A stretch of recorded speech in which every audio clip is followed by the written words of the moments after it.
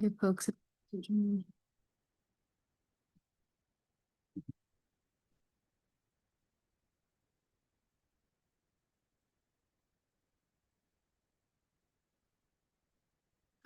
And Baisam, I might have you let people into the group if you wouldn't mind. I think there's someone in the waiting room.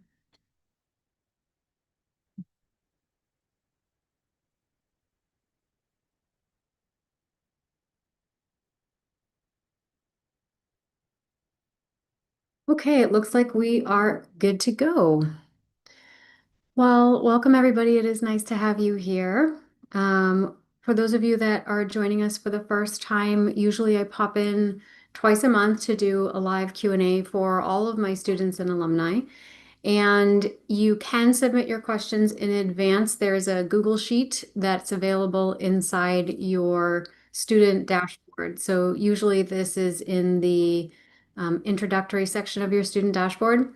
Also, when you log in, you should have access to a live events and replays module. So even if you don't see it inside the Facebook group, which we are also streaming through, you can catch the replays inside of that module. And with that, I'm just going to give a little introduction to the questions we're going to be covering today. I will take moments of rest between questions to address anything that might be coming up here in the live space. So thank you to those of you that are joining me here in the live space. Please feel invited to comment with your questions, reflections, and concerns in the chat. And I will take moments of rest to make sure we're addressing those here on the call.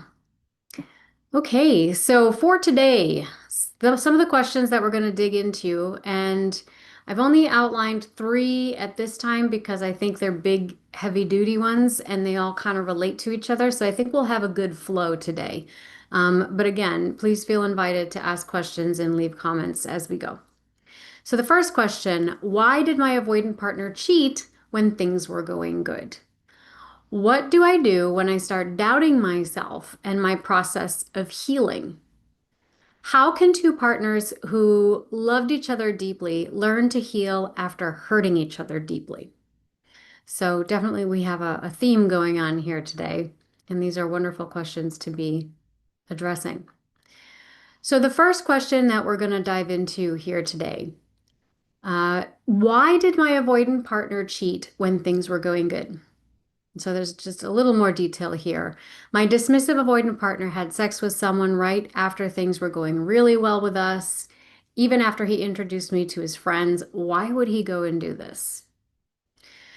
So let me know in the chat or in the comments, have you ever had the experience of someone betraying you right when it seemed like things were going good? It didn't actually evolve out of conflict or disconnection. It actually seemed to sort of come out of nowhere.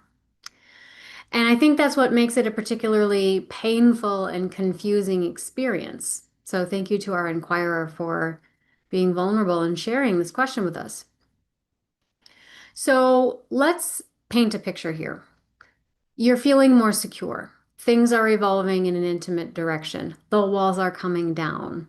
You feel as though you are receiving those little winks and signs and invitations to becoming a more integral part of your partner's life, such as meeting their friends. And that feels like a huge milestone.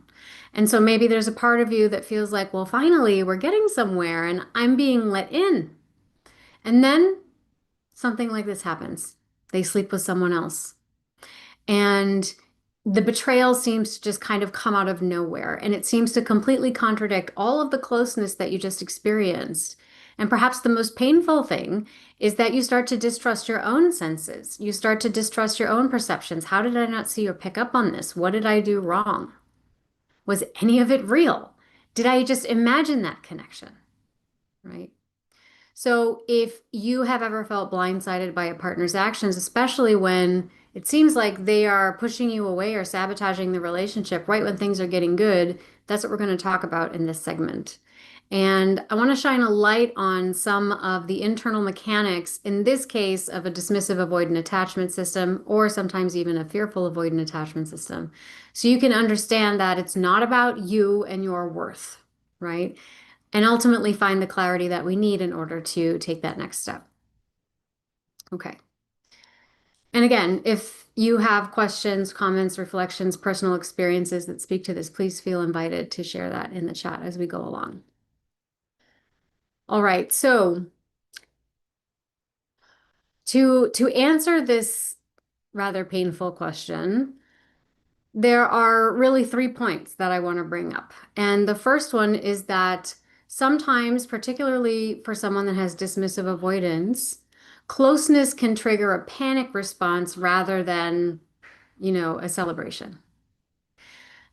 Secondly, sex in particular can be used as a tool to regulate anxiety and to create emotional distance. And thirdly, his actions are a reflection of his capacity, not yours, right? So let's break these down. Closeness can trigger a panic response instead of a celebration. So when a relationship with a dismissive avoidant person starts to get really intimate, something counterintuitive happens. So most of us like to experience milestones like getting to know their friends, going to a family dinner, right? And that feels like a green light for deepening your investment. And normally that would be the case.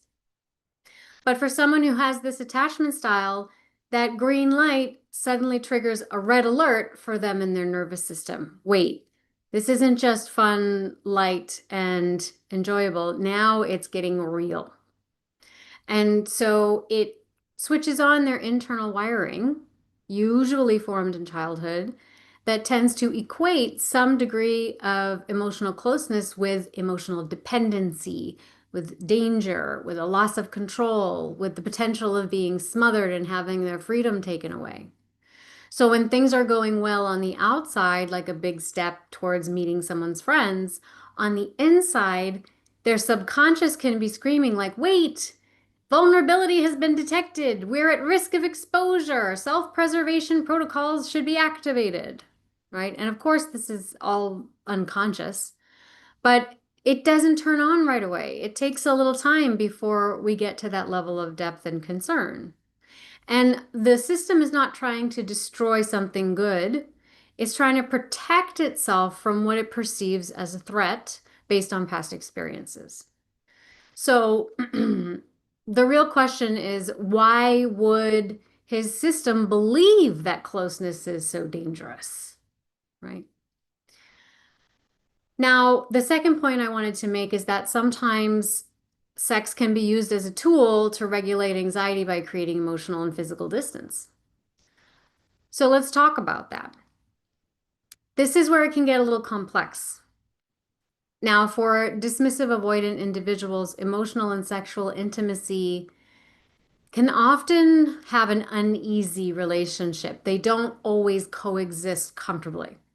So when one lever goes up, emotional intimacy goes down, right? So, or let's say the lever for emotional intimacy goes up, then the lever for sexual intimacy might go down. The lever for sexual intimacy goes up, now the lever for emotional intimacy goes down, right?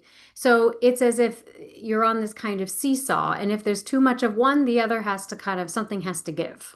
Because to have them both up here and vibrating is just too overwhelming. So sometimes seeking sex outside of a relationship can become a coping mechanism as a form of self-regulation. And that is an effort to reclaim a sense of autonomy. I can do what I want and I don't need just one person, right? We have that the sort of inner tantruming child going on. And that's not to degrade that. That's to recognize we need to talk to that child. We need to understand, why does that child feel threatened? We also, it might serve to diffuse the intensity of the primary connection by spreading out the emotional and physical energy elsewhere. And sometimes it can be a way to sabotage the growing intimacy and kind of reset the relationship, sending it all the way back to start, because that was a proximity that felt safer, right? There was a greater emotional distance at that point, and that felt more comfortable. So I'm going to do something to kind of disrupt the intimacy that's growing here so that the relationship has to go all the way back to start, because that was easier. Okay. So it winds up creating this catastrophe, but on a subconscious level, that's sort of the point. It's almost as if it's a circuit breaker for whatever their overwhelming anxiety might be. Now, one thing I will add is that there are also some scientific studies that have shown that there is a correlation between serotonin, so the behavior of serotonin in the brain and body, and avoidant attachment style or an avoidant behaviors. Serotonin is also responsible for obsessiveness as well as sexual arousal. So if we feel a drop in serotonin, that tends to make us more sexually interested and obsessive, and that can feel overwhelming, right? But also there's some correlations between that and sex addiction. So we've seen correlations between dismissive avoidance and sex addiction, and we've seen correlations between, usually more often than not, anxious attachment and love addiction. And anxious attachment is associated with oxytocin, which is the cuddle hormone, right? And this just means that we have an epigenetic inheritance that is inclined towards having more or less dopamine or serotonin in the brain, and that can affect what I believe is our temperament, and then how we will learn to negotiate our attachment responses and experiences based on temperament, and of course, the social conditioning and modeling that we receive. But to bring it back to this, wrap up this point, it's being used in some way. If we're looking at the whole picture, things are going really well with you. You just had a milestone in your relationship. I mean, it sounds like it's being used in some way to create distance. So it doesn't seem like it's a habitual thing unless you see as time goes on that it becomes that way. Then it's something, then it might be another question you're asking, right? The third thing, his actions reveal his capacity and not yours. So this is really important. When something like this happens, we desperately want answers, especially if it comes out of nowhere and it seems like things were going well. Did I do something to cause this? So I would ask you to hear me. His behavior is a reflection of his inner world, his limitations, his capacity. It is not a statement of lovability or a statement on your worth. You didn't cause this. You didn't fail to be enough, fun enough, pretty enough, interesting enough, entertaining enough, sexy enough, and so on. His actions are most likely a protective strategy rooted in a deep and unconscious fear of intimacy of it or fear of his own inadequacies. And yes, yes, that is true for people who are intentionally manipulative, just as much as it is true for people who are genuinely remorseful or sabotaging their own good opportunities. Because neither one is acting in their integrity. And when we are functioning outside of our integrity, it is always in service of a self-protective mechanism. And so the deeper question for him is, how is this behavior keeping me safe? And what is it costing the people that I care about?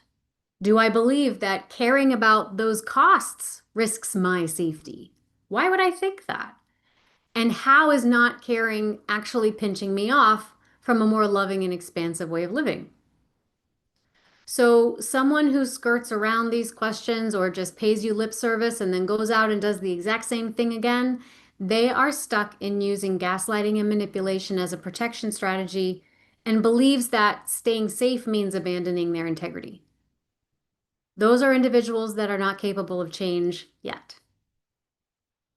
And it is possible that they never will be. Now, someone who is remorseful and willing to ask themselves these questions and take accountability for the impact of their behaviors is someone with whom you could possibly work it out. But that change is their work to do. It's not yours to figure it out for them. Your work in this situation is to see it with clear eyes. So you want to have a good cry about it, and then you don't want to get stuck in the woe is me attitude, because that's when you start giving your power away to someone that is not in their integrity, and or you enable them by taking away the consequences of their actions. And so the consequence is he hurt you because he lied to you, and that ruined your trust, which means you have to put boundaries in place now that require him to earn your trust back. And so his actions have given you critical data, critical data about his current emotional capacity and the ability to show up for a secure and committed relationship. That data is invaluable. It is invaluable and better to learn it now. Now, I know it's really hard not to get sucked up in the woe is me mindset, especially if we have attachment wounds around needing to be chosen and or we're really fuzzy when it comes to our boundaries. And so when we feel betrayed, it's as if someone is confirming our worst thoughts and feelings about ourselves. And for some of us, we might go about trying to remedy that by turning ourselves into pretzels in order to convince someone that is hurting us to choose us. And unfortunately, then, if you win that game, guess what happens? You win the prize of a relationship with someone that's going to perpetually hurt you, right? So this is the kind of thing that we work through. I work through most concertedly in my private coaching packages with clients in particular. If that's something you're experiencing and you want to you want a safe and sacred container to work through that, I do have some spots open at the moment. And so if you are someone who feels like you give a lot, you forgive a lot. You carry most of the emotional labor in the relationship. You tend to initiate everything. You do most of the work to keep the connection alive. Then this typically tends to be the presentation for someone who struggles with anxious attachment. And if that sounds like you, a lot of my students and clients have gotten a lot out of that one-to-one coaching container. And with me, it looks like a highly structured 9-week space and time where we go through learning the skills and the techniques to process that energy of needing to be chosen, to befriend and integrate the younger part of you that carries that energy so that we can let go of that woe is me attitude and take your power back from partners that are deceitful and not in their integrity. And you can do this without assuming blame or responsibility, thinking it's your fault, or slipping into the idea that, oh, all men are cheaters now, or beating yourself up over something that's really just not yours to carry. And so we go from being in that place to being able to adopt an attitude that sounds something like this. Lie to me or don't lie to me. It doesn't touch my value or my worth. I choose how to respond, and the only power you hold is the power I give you. If you choose deception instead of truth, it's not my loss, but yours. You miss the rare chance and opportunity to meet me in genuine connection. And that shame is not mine to carry. What I gain, however, is the undeniable proof of my own strength.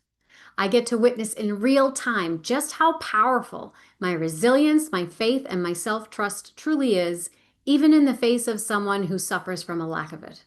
And in that witnessing, I burn away any self-doubt that might keep me chasing after what is not meant for me. Okay. So this is the attitude and the sort of power that we step into. And so if you are interested in that, I'll put a little link to that in the chat. Let's see.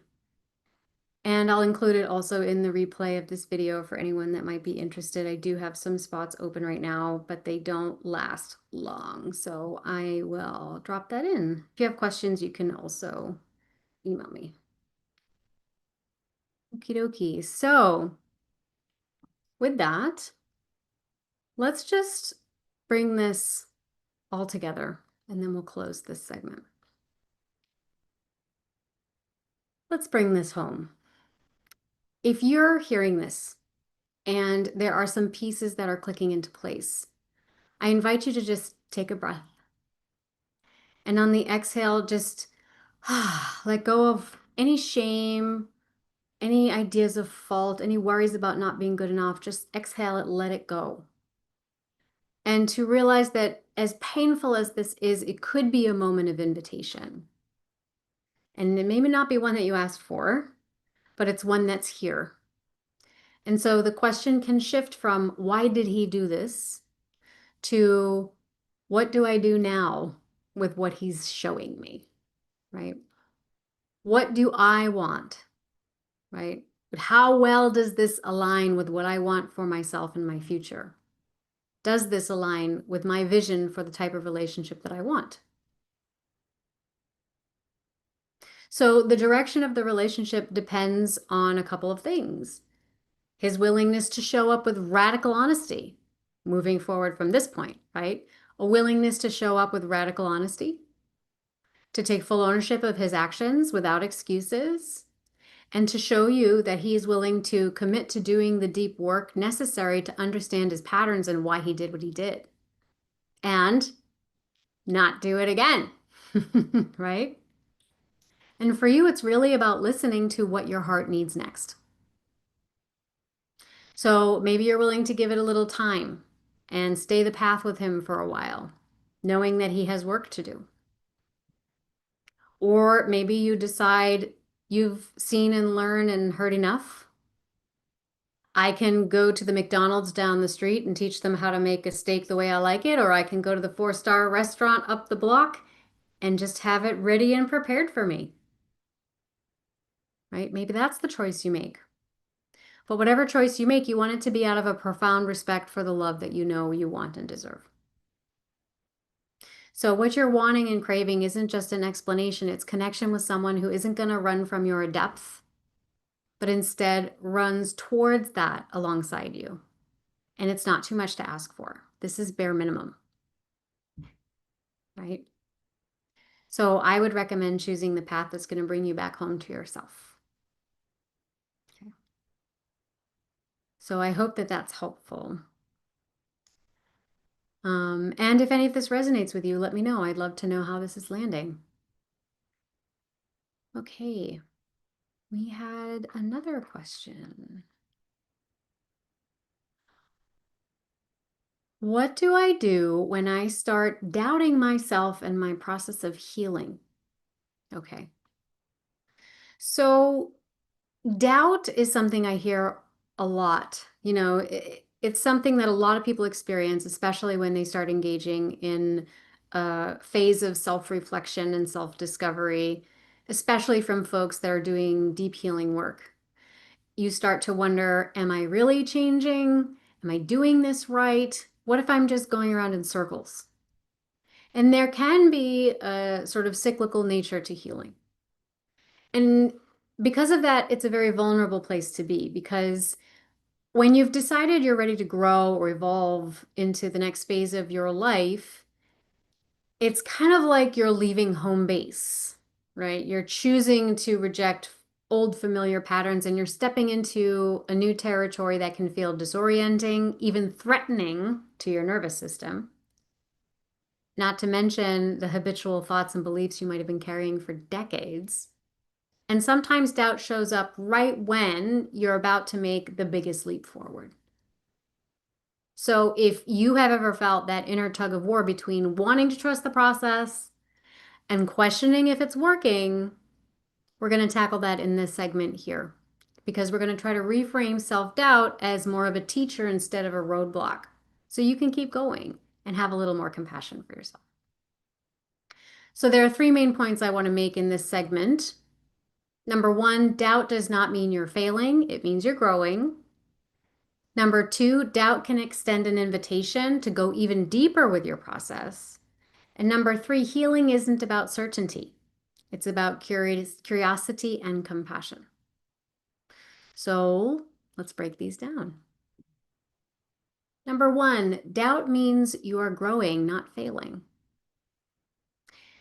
So just because you're having some doubt doesn't mean you're doing something wrong. I think it means that you're breaking old patterns.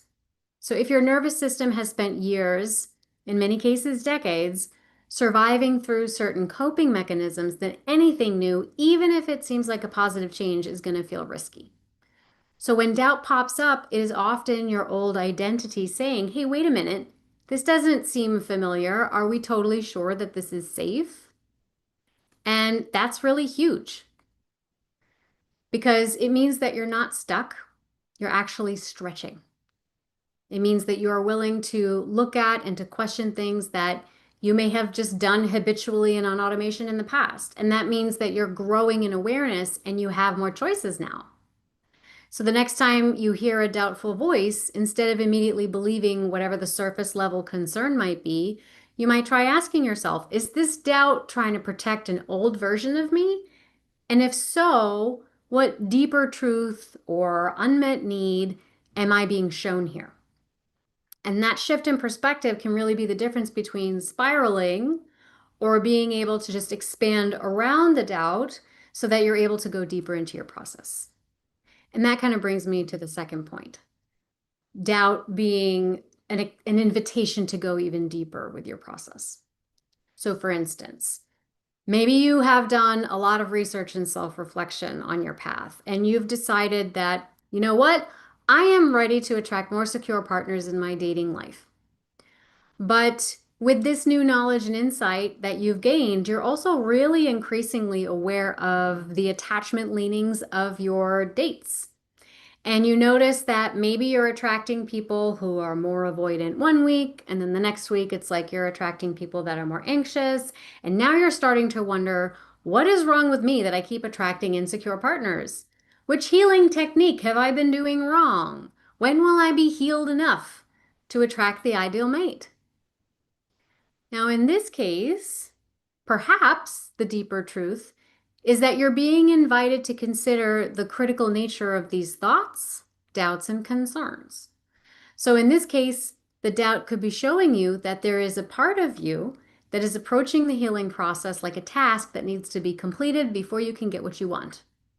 So, in other words, we're still holding on to some belief that love is conditional. Well, I have to be healed enough before I can love and be loved.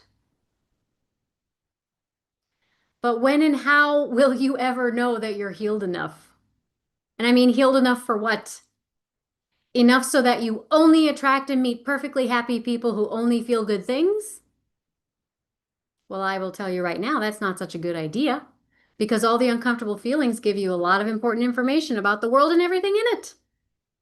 What you are meant to choose and what you are meant to reject based on its alignment with what is intrinsically true of you, which means that those uncomfortable feelings keep us in our authenticity, keep us safe, show us how to find our way back to our integrity. So if you're only ever meeting perfectly happy people who only feel good feelings, I promise you, you are meeting the people in this world who have a lot of healing to do.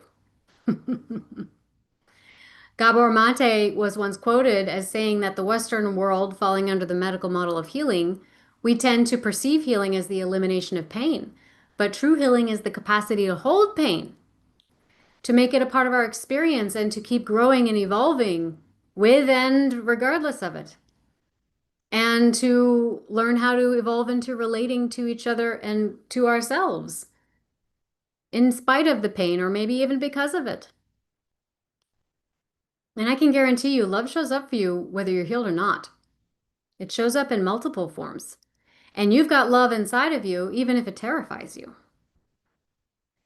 So maybe the doubt is inviting you to go deeper with respect to your understanding of love and your understanding of what healing truly is, right? And what does it mean to be really compassionate towards yourself and others, to be truly accepting? So think of the doubt like a pause button, asking you to reflect on how you've already changed and how you might approach the situation differently now with all that you've learned and gained, because you've learned a lot. So you might think, well, what small but significant things have I done already? Have I done differently? Have you set a boundary that once felt impossible? Have you spoken a truth aloud that you used to hide?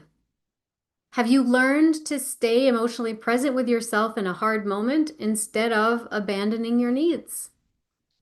These are tremendous signs of growth, but sometimes they can be easy to overlook when the doubt creeps in.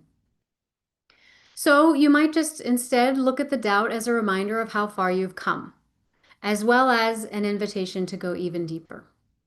And I would say that invitation has arrived because you're ready. And finally, we have our third point. Healing isn't about certainty. It is about compassion. You know, healing is rarely a straight line. It's more like an upwards and expanding spiral. So sometimes we tend to pass through old territory again, but we do it from a higher and a broader vantage point. And that's not regression, it's integration, right? So if you're waiting for the day when you feel completely sure that you're healed, you might be waiting forever because healing is a word that describes an ongoing relationship to yourself. And it's characterized by curiosity, compassion, acceptance, and creativity. So instead of striving for certainty, what if we focused on curiosity? So we might ask ourselves, I wonder what's possible here. I wonder what I need right now. I wonder how I could meet myself with a little more kindness and compassion in this moment. What kind of grace could I afford myself in this moment? And then that leads to compassion. And compassion is what creates safety inside of you. And when you feel safe inside, you stop needing every answer right away. And when you stop needing every answer right away, you start thinking creatively. You start using your imagination. You start thinking about the possibilities. You start visualizing something new and different and completely unexpected for yourself. You start coming up with unanticipated solutions. And now life just feels a little more fun and a little more purposeful.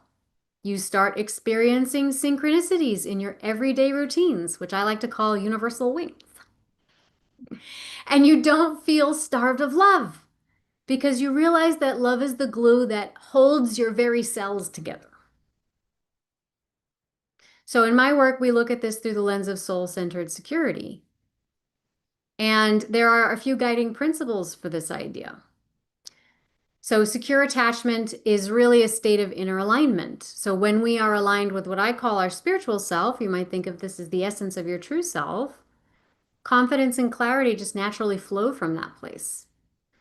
I tend to look at challenges as opportunities for spiritual growth. So when we have relationship struggles, we can transform these things into invitations for expanding into higher consciousness and living more authentically day to day.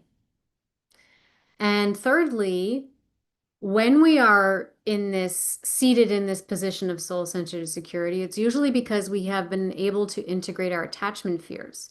And then we learn to love with more emotional freedom while bringing all of our different parts into harmony, including the clinging, controlling, and fearful parts. We don't need to throw out anything, right? We're not suppressing, discarding, or releasing. We are listening, we are witnessing, we are integrating, we are bringing everything into cooperation and harmony because it's all good information. And so when we can embody this, our relationships naturally shift and they mirror the love and the balance that we have been cultivating inside. Now, of course, it's not always easy. A lot of my students are very savvy. They've been in the self-help world for quite a while, and they intellectually understand that they might need to be more compassionate towards themselves, even when in doubt, but it's harder to put into practice. And that's that frustrating paradox is that knowledge without application keeps us stuck. And it's not because we don't have awareness, capacity, or insight. It's usually because we are unable to show up for ourselves in the way that we might be able to show up for others because that was our pattern, right? People didn't show up for us. And so shifting that pattern, it has to be rooted from the inside out. And most of us cannot and should not be expected to have to do that in isolation. Okay. So for those of you that don't know, that's why I've created a brand new membership called the Secure Spark Studio. And so this is a live group coaching membership program for individuals that have the knowledge and they're ready to start embodying it in a safe container where I will be showing up weekly to do our experiential practices together. We'll have breakout room activities where we can connect with others in the group. And we'll also have rotating guest presenters and hot seat coaching activities. And so this past week, we opened enrollment for that. Next week, we're going to be doing a 5-day challenge to experience what it would be like in the membership. So I invite you to check that out. We'll leave a link to that in the chat and or in the replay around this video. Okay, so let's talk about wrapping this segment up. To kind of recap, doubt does not mean that you're failing in your healing process. It's more likely to be a sign of growth. And it is inviting you to pause and to recognize what has already shifted within you. And healing isn't about having all the answers. It's about staying curious and compassionate with yourself so that you can harness your creativity to vision and to manifest a different path for yourself if that's what you want. And if you stick with that, then your experience and understanding of healing completely changes. It doesn't equate a performance review anymore. So instead of wrestling with your doubt, you learn to embrace it and to walk alongside it. And you stop seeing it as a stop sign and start seeing it as a reminder that you're on the path to relaxing into the love that you already have inside, into the love that already exists all around you. And just remember, you're human. You are allowed to make mistakes, and you are learning moment to moment to trust yourself again, right? And let's give ourselves a little grace while being in that process, right? So I'd love to know in the chat, I'm going to take a pause here. I'd love to know in the chat or even in the comments of those watching on the replay, what is one small sign of progress that you can acknowledge and celebrate for yourself today, even if you still have doubts, right? One small sign that you know you've made some progress. I would love to know that. So I hope that was helpful. And actually, why don't I will share my link if you want to join us for our 5-day challenge. It is free. And we're going to be doing it in my larger Facebook group. We've got 26,000 people in there now, so hopefully it's going to be a very active event. I'm excited for that. Thank you, Bezam. I feel guilty trying to leave a relationship with someone who keeps telling me I'm everything to him. What do you advise? So at that point, you have to, well, you have to look at where's the guilt coming from? Who taught you that it was your responsibility to be everything for someone?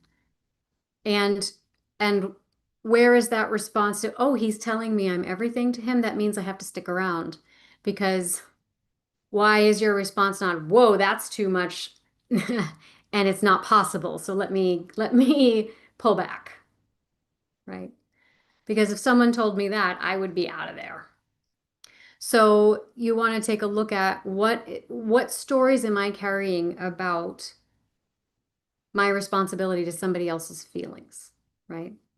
And maybe there's a part of you that wants to be everything to someone. And so you empathize with that on some level, and you want somebody else to be your everything. And so maybe it's hard to let go because you connect with that on some level. So understanding how and why that might not be the best way to go about things for yourself may ultimately teach you how to establish the boundaries you need in order to understand why that's not the best thing for him either. And so sticking around and allowing that to be something that perpetuates itself isn't necessarily of service to either of you. So that's probably a place that I would look deeper. Okay, we had another question here. Healing after hurting. How can two partners who loved each other deeply learn to heal after hurting each other deeply? So this is another painful and complex question in love. And usually it's not about a simple argument or a minor misunderstanding. This kind of question typically comes when we're talking about a rupture in a bond that feels maybe unfixable, right? And maybe the bond prior to this felt unbreakable. So it's profoundly difficult. It could be a situation where maybe you've built a world together. Maybe you've got your own secret language. Maybe you have your own inside jokes. Maybe there was a sense of safety. And then through some act, maybe it was a betrayal, like our first inquirer mentioned. Maybe it was a betrayal. Maybe it was an accumulation of resentment. Maybe it was words that were spoken that we can't take back. That seemingly unbreakable bond cracked. And so now we're feeling lost, we're feeling heartbroken and deeply confused. How can the person who knows you best become the person who has hurt you the most?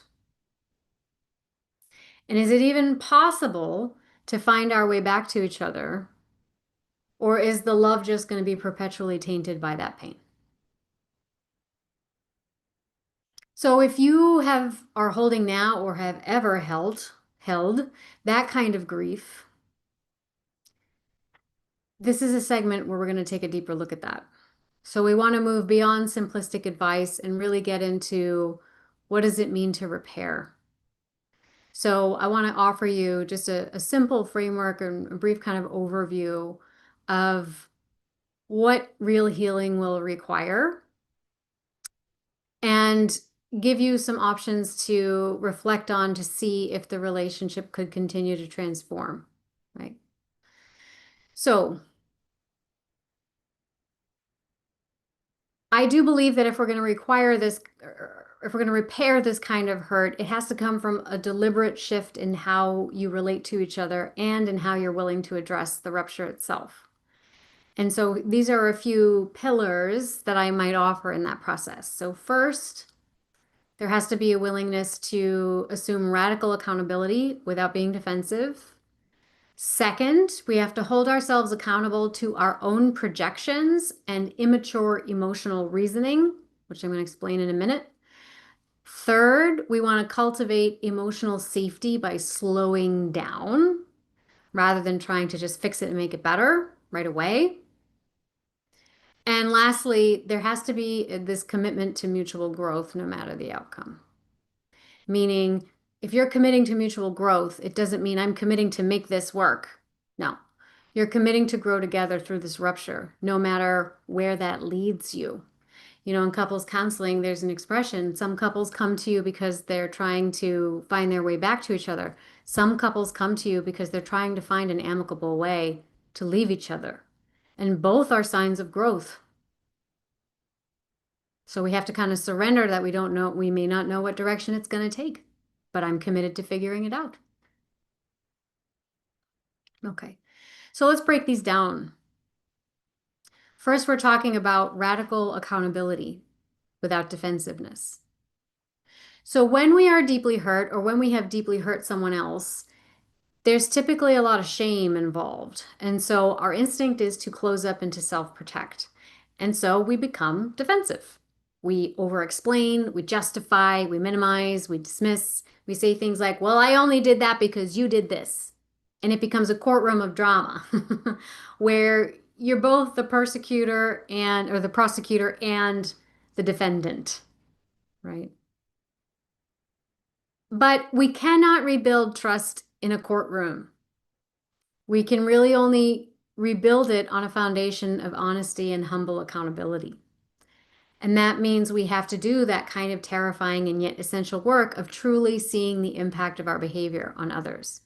And it's not just about saying, I'm sorry. It's about being able to say, I understand how my actions made you feel so alone. Or I see now that my words were mean and they undermined your sense of safety. And so it's naming the wound without caveats and without buts, right?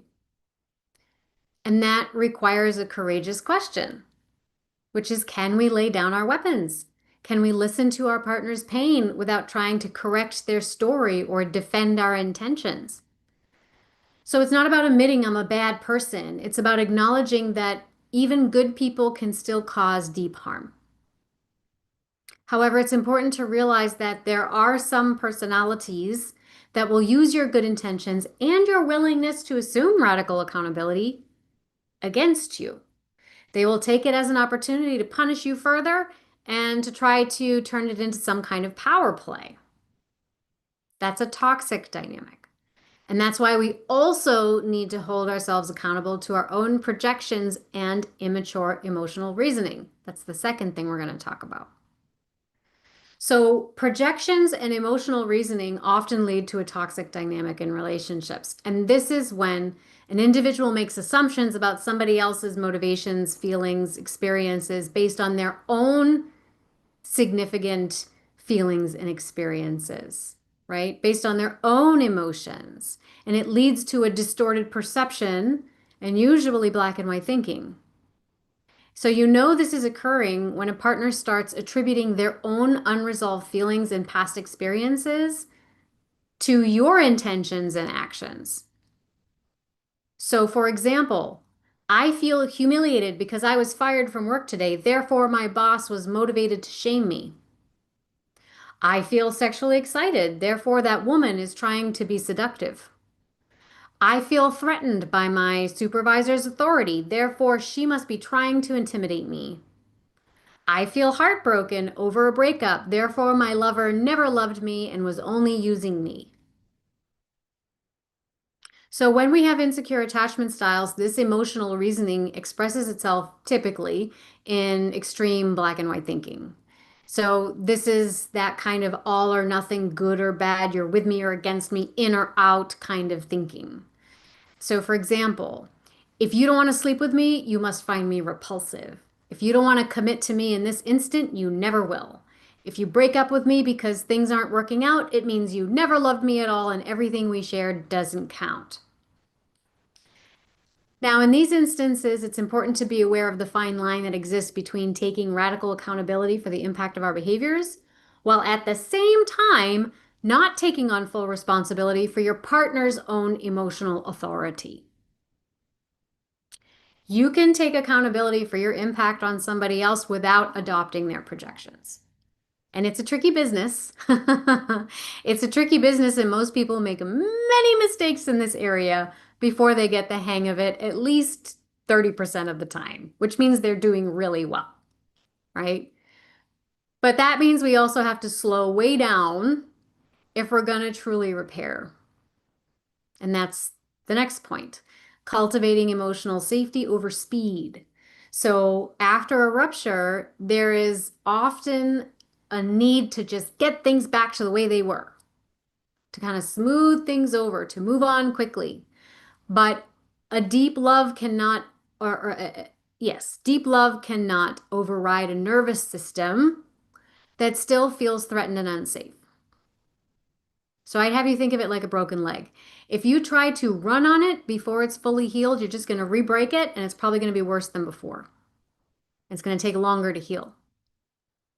So healing a rupture like this requires creating a new pace of relating, one that allows for slowing things down, for pauses, for taking breaks, for check-ins, and also some time to process and digest. It also means giving each other permission to say, I'm feeling triggered right now and I need a moment, without the other person turning it into a story about rejection, and ideally being able to say, I hear what you're saying, but instead of walking out of the room, which is going to stimulate my abandonment wound, is it possible that we could stay in the same space but just take a pause? Or what if we took a walk outside? What if we walked and talked at the same time? Would that feel less threatening? Maybe that would feel more natural in this conversation, right? So we are trying to rebuild safety in tiny incremental moments, following through on a small promise, respecting a boundary, offering gentle touch when it feels like it's welcomed, right? So we want to ask ourselves, do our interactions feel like minefields or do they feel like bridges? Are we rushing to bypass the discomfort, or are we willing to move slowly enough to build genuine safety?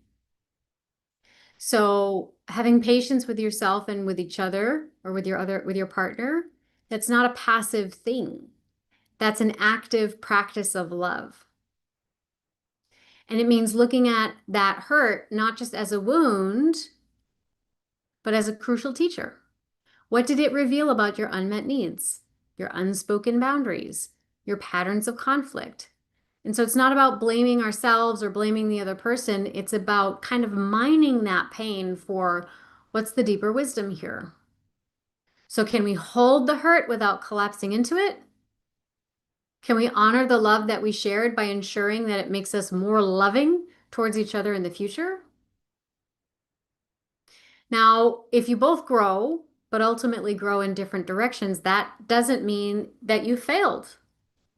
In that case, it could in fact be a bittersweet success. Maybe the relationship has served its purpose and the love that you shared becomes part of a foundation for what comes next, not just a scar. On the other hand, if you wind up growing together, you're not just rebuilding the old relationship, you've just built a strong foundation for a whole new one.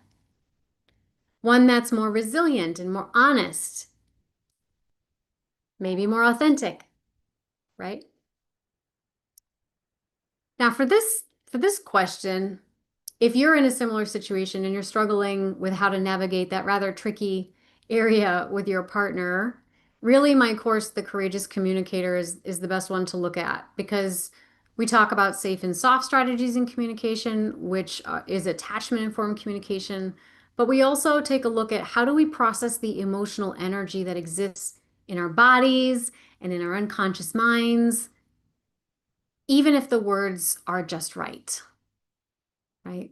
Because we can learn to say, memorize, and regurgitate all the right things, but if we're still suppressing something, if we're still angry, if we're still resentful, if we still feel betrayed, but we're trying to smooth things over and play nice because it's exhausting to feel like I have to confront it head on, then that's what this course is really intended to help you digest and alchemize, really, because we use things like somatic guided visualizations and experiential exercises and mindset practices to help you show up to these kind of reparative conversations with the ability to assume that radical accountability, be aware of and manage our projections and emotional reasoning, and be willing to slow down and sit with the discomfort of these things, right?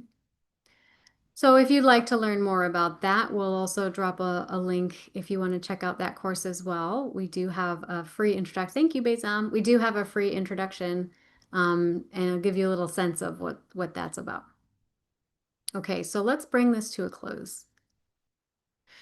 So to the person who asked this heartbreaking question, and to those of you who are listening and can relate to it, healing a rupture with someone that you have a deep love and affection for, it's a choice that you're going to have to make again and again and again. It's a choice to seek understanding over being right. It's a choice to prioritize safety over speed. And it's a choice to sit with the pain long enough to try to find something meaningful and important in it. And it's a journey that's likely going to ask everything of you, but it can give everything back too. It can give you a relationship that is forged in truth and not just history or habitual automatic patterns.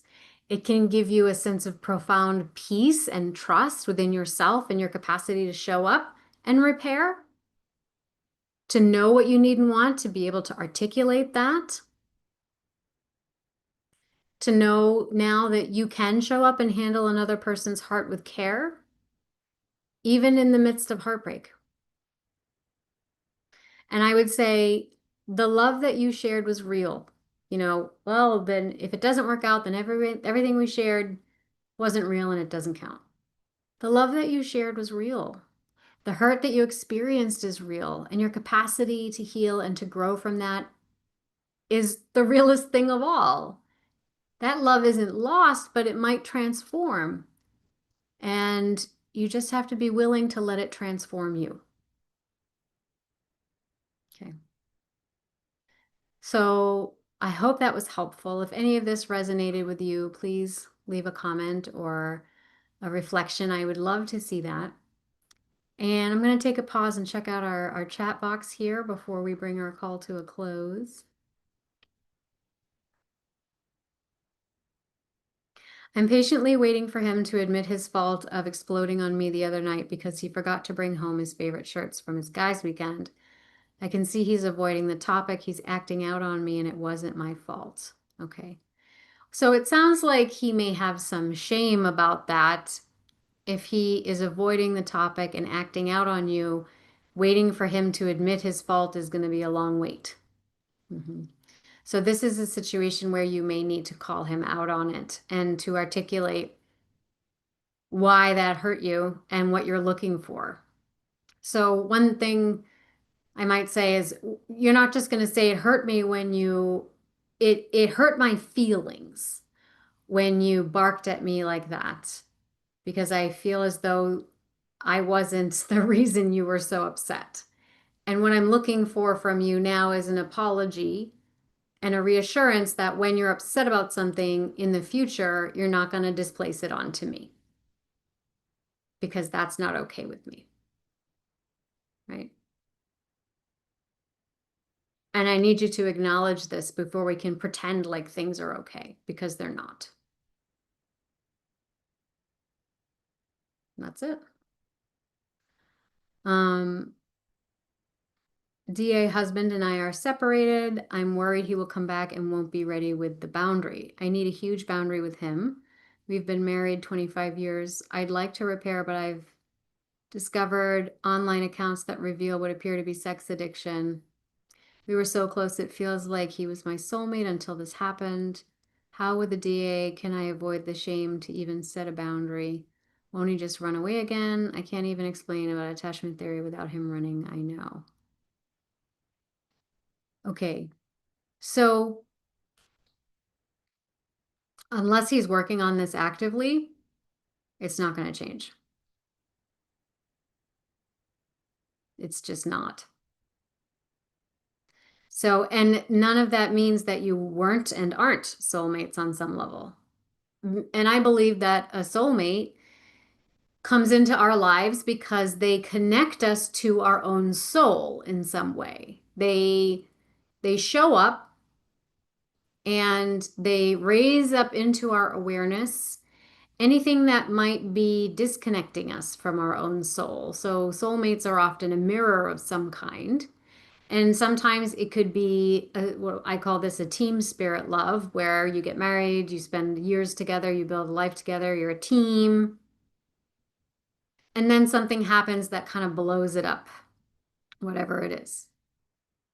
And so now, in after that storm, it's like all your belongings, your house just got knocked over and all your belongings are strewn about on the lawn, right? Some things blew entirely away, other things got destroyed. What can be recovered here? And unless both parties are willing to look at and reorganize the mess and build a house on a stronger foundation after that kind of storm, it's just going to happen again.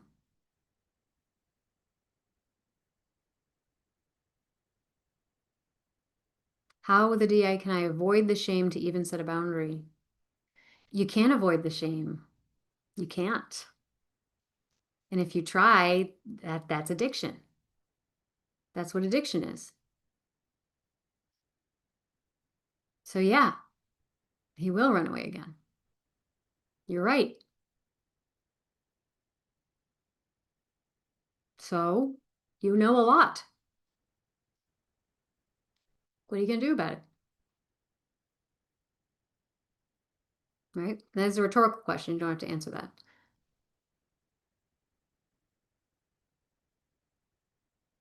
It sounds like you might have to go through a grief process. And even if you remain with this person, you're going to have to grieve the version of him you thought he was in order to love the version of him that he is. And you have to ask yourself, can I love the version of him that he is?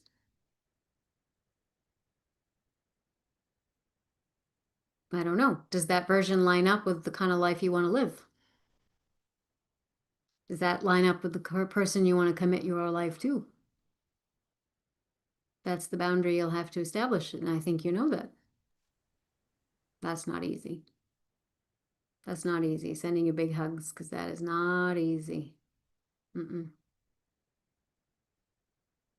So thank you everyone for sharing your stories and your questions. These are beautiful and profoundly vulnerable experiences. And it sounds like a lot of folks are here to do the work, and it is deep work that you are doing. So here's a little digital pat on the back for you. Sending big hugs to all of you. And again, we have a fun activity starting. We're going to be doing a 5-day challenge starting September 15th. We're going to show up every day at 4 p.m.